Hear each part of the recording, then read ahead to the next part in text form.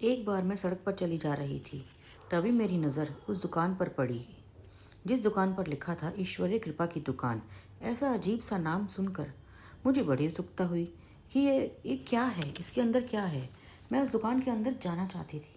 अभी मैं इतना सोच ही रही थी कि मैंने खुद को उस दुकान के अंदर पाया। उस दुकान के दरवाजे अपने आप खुल गए और अंदर जाते ही मैंने देखा कि वहाँ पर देवदूत खड़े हुए हैं और मुझसे कह रहे हैं कि ये टोकरी लो और इसमें जो चाहे वो आप भर लो, और अगर आपकी टोकरी खाली हो जाए तो आप दोबारा से भी भर सकते हो। तो मैं थोड़ी दूर आगे गई और मैंने देखा कि वहाँ पे सबसे पहले विश्वास था। विश्वास के कुछ डिब्बे पड़े हुए थे, तो मैंने विश्वास के कुछ डिब्बे रख लिए। फिर मैंने देखा प्रेम के डिब्बे पड़े हुए हैं, तो मैंने प्रेम भी रख लिया। फिर विवेक, फिर सहनशीलता, पवित्रता, हिम्मत, फिर शांति, संगीत और गीत भी थे, और अंत में थी प्रार्थना। तो मैंने कहा प्रार्थना के भी ज़रूर रखने चाहिए।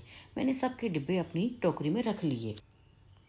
टोकरी में रखने के बाद मैं काउंटर पर गई और मैंने पूछा कि इसकी पेमेंट कैसे करनी है।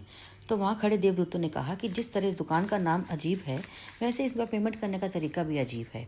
आप लोगों की मदद करते जाइए और जिसको जो जो चाहिए उसको देते जाइए। इसका बिल अपने आप तय हो जाएगा।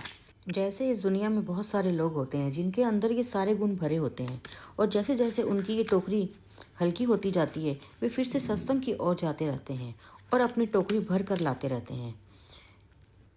इसीलिए कहा गया है कि सत्संग कीर्तन में जाना बहुत ज़रूरी है। सत्संग में जाएंगे तो हमारे अंदर विशालता, विश्वास, प्रार्थना, विवेक, प्रेम, सहनशीलता, पवित्रता, हिम्मत आदि